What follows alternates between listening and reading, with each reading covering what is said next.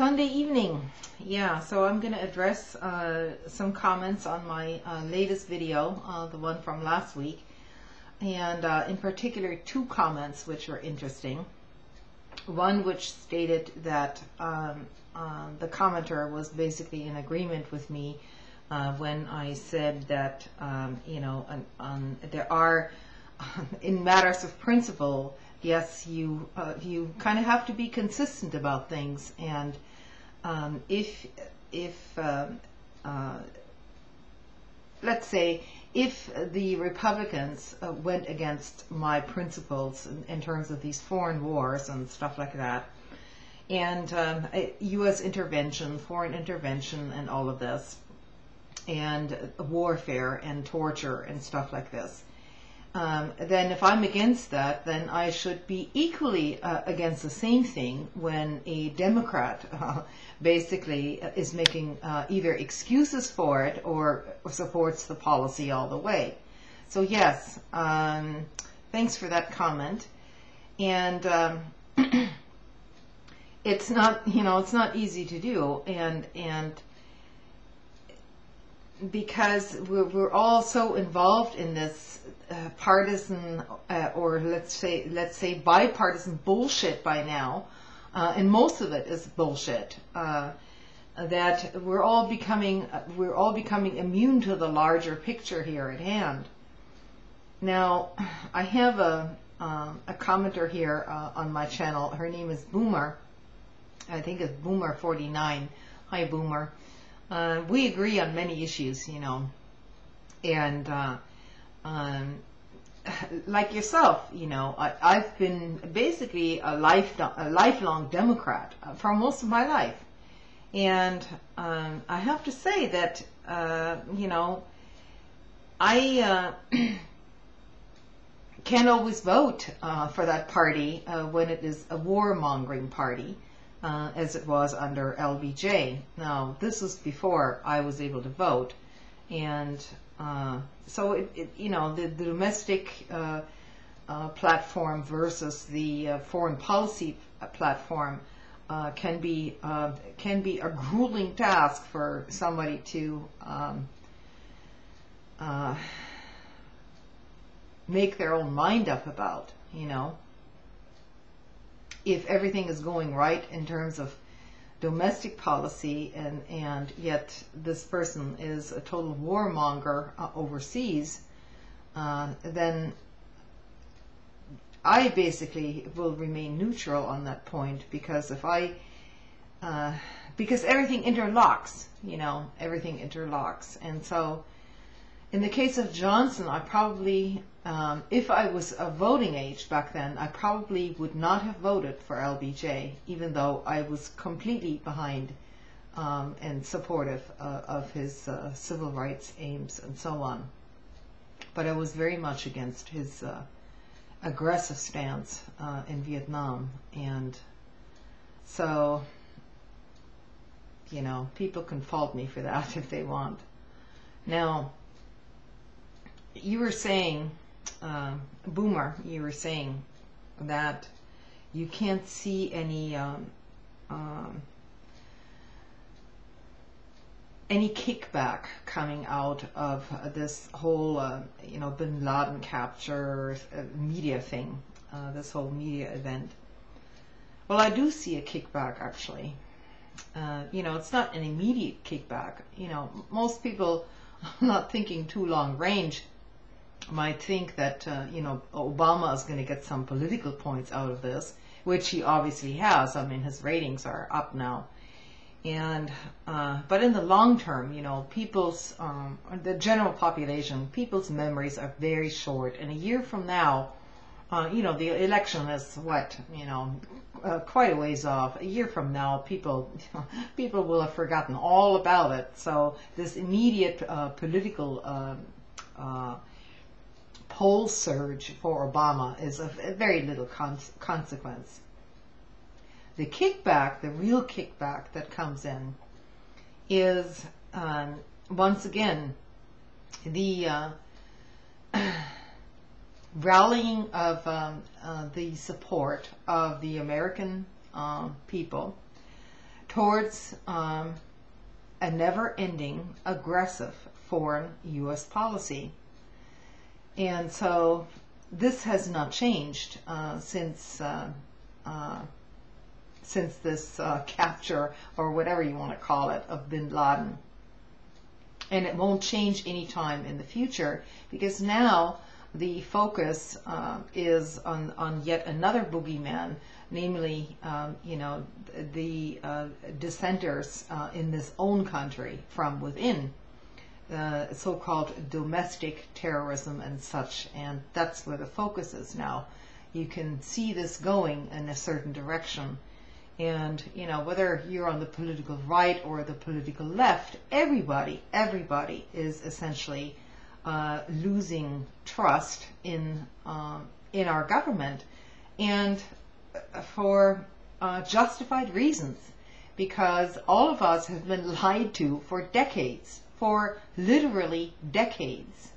And so nothing that comes from any official source, including, our mass media, must be taken with a grain of salt from the very beginning.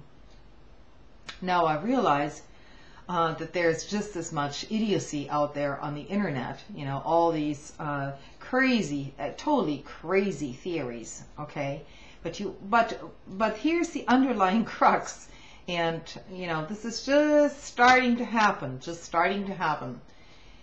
Here is another mainstream publication in the New York Times, oftentimes derided as the liberal news media, when it actually isn't really that liberal, considering who's sitting on the editorial boards now, and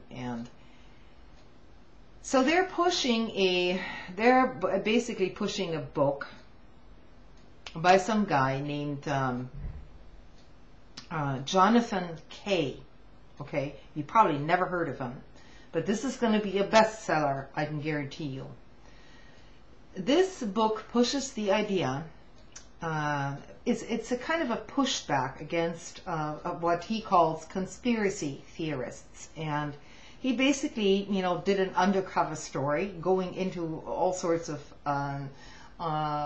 movements, especially 9/11 Truth Movement and so on. And what comes out of this book, and I've read about 50 pages of it so far, because actually I was able to see it online. I haven't bought the book, but I was able to see the first 50 or so pages of it, his introduction, his premise for the book, why he wrote it, and so on. So basically this guy wants to discredit essentially anybody who is asking important questions. Now, and he paints everyone, with the same brush. He paints 9/11 truthers, people with completely crazy theories out there, and people who are asking legitimate questions about this event. He puts them all together with the, birther movement. Then he puts them together with all sorts of radical movements throughout history. And this guy's he's a Canadian journalist, and many people have never heard of him. And basically, it's all a big pushback against regular people like ourselves, who are starting to ask some very important questions, which quite simply have never been answered.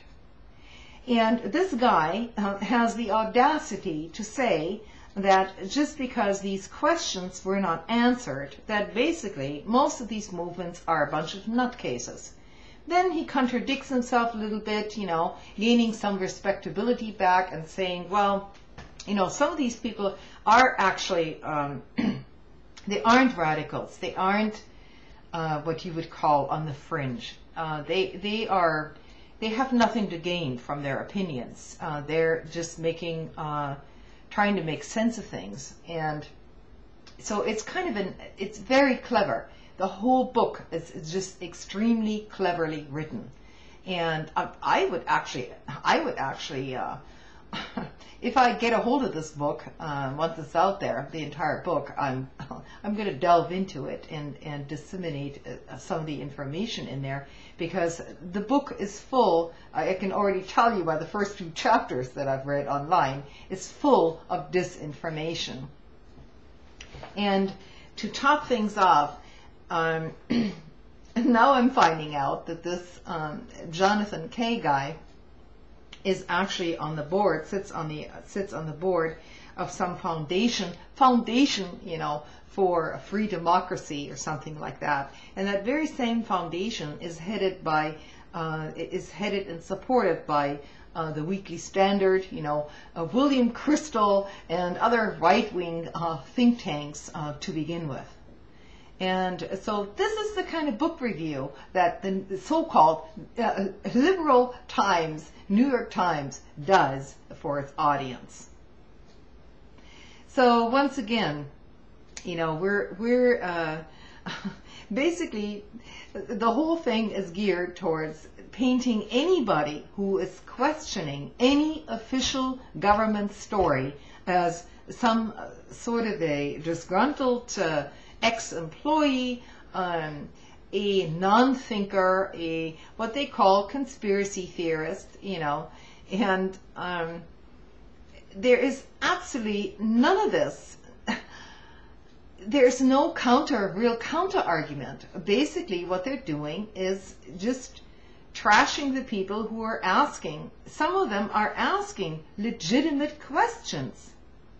These are not people who are saying that missiles hit the towers, or, you know, the planes didn't fly into the towers, or, you know, these are people who questioned the outcome of the Warren Commission. They questioned the outcome of the Iran-Contra scandal, you know, and that was basically also a real conspiracy. And the author admits, well, yes, there are real conspiracies, but then he paints everyone that is even questioning anything with the same brush. So this is where it's headed. And yeah, so it's quite amazing to see this kind of a pushback when basically a lot of people are starting to wake up to the fact that our government has lied for a very long time under both administrations, whether it was Republican or Democrat, and other people around the world are equally waking up, questioning their own governments. Now, this is not to say, you know, that people who are questioning want total anarchy, mayhem, destitution, you know, destruction, or any of that. But if you target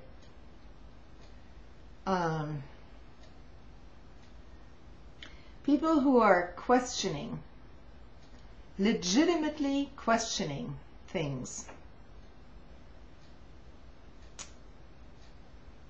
and if that becomes a sort of mindset in the mainstream media as well,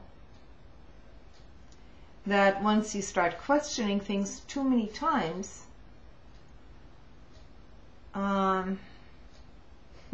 you should be basically dismissed from the outset. So let me know what you think about this. You know, I wanted to give a big kudos to Boomer because I agree with her most of the time, only this time I don't. But you know, we can have discussions on here without flying off the handle and hating each other and all of this, because we all, you know, we all want to somehow contribute to making this crazy place a better world. I'm not sure if that's going to happen though. But anyway, thanks for listening, and good night, everyone.